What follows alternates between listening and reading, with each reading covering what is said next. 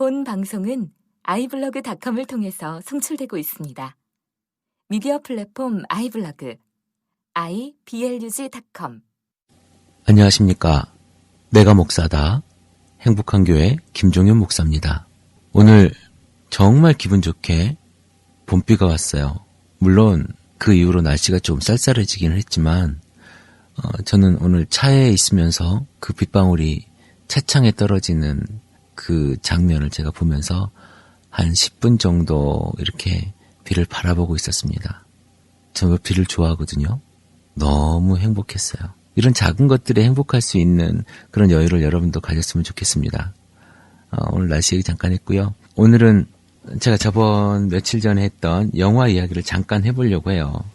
그 Son of God이라는 영화인데요. 요즘에 화제가 되고 있는 것 같아요.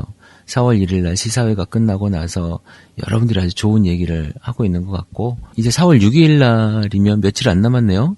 4월 6일 날 또 시사회를 한다고 하네요. 관심 있는 분들은 한번 가보시고, 재밌는 또 뒷담화도 있다고 해요. 성경을 아주 잘 묘사한 그런 작품이라고 합니다.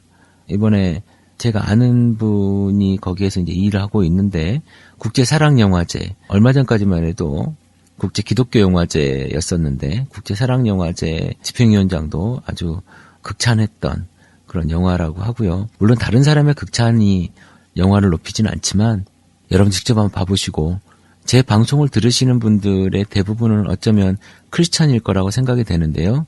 한번 영화 보시고, 그 영화로 인해서 어떻게 우리가 예수를 다시 볼 것인가, 성경에 나온 예수는 어떤 것인가 한번 고민해보는 시간도 가지면 좋겠습니다. 교회에 대한 이야기까지 더 고민을 한다면 더 좋은 날이 되지 않을까 생각합니다. 예수 영화가 있어서 제가 한 2번 정도 이렇게 다뤄보는데요. 보시고 평을 또 남겨주시면 더 좋은 영화를 만드는데 이 감독이나 아니면 영화사나 도움이 될 것 같습니다. 오늘은 제가 이런 이야기를 한번 해보고 싶어요. 제가 내일 모레가 4월 6일이 제 결혼기념일입니다. 근데 아내가 삐졌어요. 제 친구 목사인 지금 체코에 선교사로 나가 있는 선교사가 내려와서 그 친구 목사랑 1박을 하기 위해서 내일 내려갑니다. 그러면 아내가 이제 결혼기념일 전전날 남편이 없이 지내게 되고요. 또 결혼기념일 당일날은 호주에서 오신 목사님, 그리고 미국에서 오신 목사님, 당당뉴스라고 하는 팟캐스트를 얼마 전에 진행했던 그 팀들하고 밤에 미팅이 있어요. 아내는 또 내심 그날 또 이렇게 해놨는데, 글쎄요, 제가 아내한테 너무 미안하죠. 평소에 매번 고맙고 미안하다고 하는데 그걸 못하네요. 제가 한 번도 그 외박 뭐 이런 걸 안 했는데요. 우리 아내는 그날 참 이벤트를 꾸미려고 했었나 봐요. 서운하다고 눈을 도끼눈처럼 저를 흘기면서 보고 있습니다. 어쨌든 제 아내한테 미안하단 말을 이 방송을 빌어서 일단 전하고 싶습니다. 나랑 살아줘서 너무 고맙다. 이렇게 힘들게 목사 부인으로 사는 게 쉽지 않습니다. 그런데 목사 부인으로 살아준 아내에게 참 감사하고요. 아이들도 잘 키워주고 밤마다 아이들이랑 자면서 피곤함에 같이 이제 지쳐 쓰러지는 모습 보면서 좀 미안하기도 한 마음도 있고 뭐 여러 가지 마음이 같이 있지만, 우리 아내한테 너무 고맙고 감사하단 말을 먼저 결혼기념일을 즈음하여 제가 메시지로 이렇게 보냅니다. 목사가 사는 삶도요, 한 가정의 삶과 다를 바가 전혀 없어요. 제가 어릴 때, 제가 고등학교 때만 해도 목사님은 굉장한 분이었어요. 제가 중학교 때는 더 대단한 분이었죠. 목사님은 모든 게 다 가능하고, 목사님은 우리가 하는 것과 다른 것을 하시는 분이었어요. 그리고 목사님은 대단한 사람. 고등학교 때 그 영성은요, 제가 감히 접근할 수 없는 영성을 가진 분이셨다는 거죠. 그런데 제가 그 후로 20년이 지나서 목사가 됐습니다.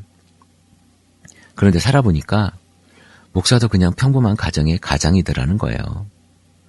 아내를 사랑해야 되고, 자녀를 키워야 되고, 그리고 삶의 애환도 있고, 그런 여러 가지들을 감당해야 되는 목사인 거죠. 아니, 가장인 거죠.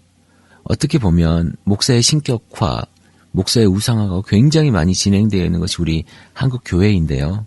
그것을 먼저 우리가 깨야 되지 않을까라는 생각을 제가 한번 해봅니다.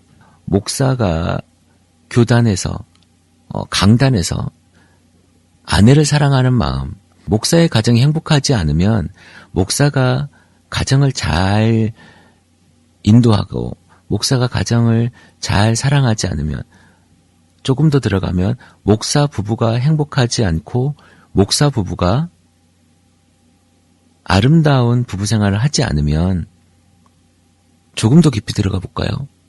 목사 부부의 부부 생활이 건강하지 않으면 교회가 건강할 수 없다.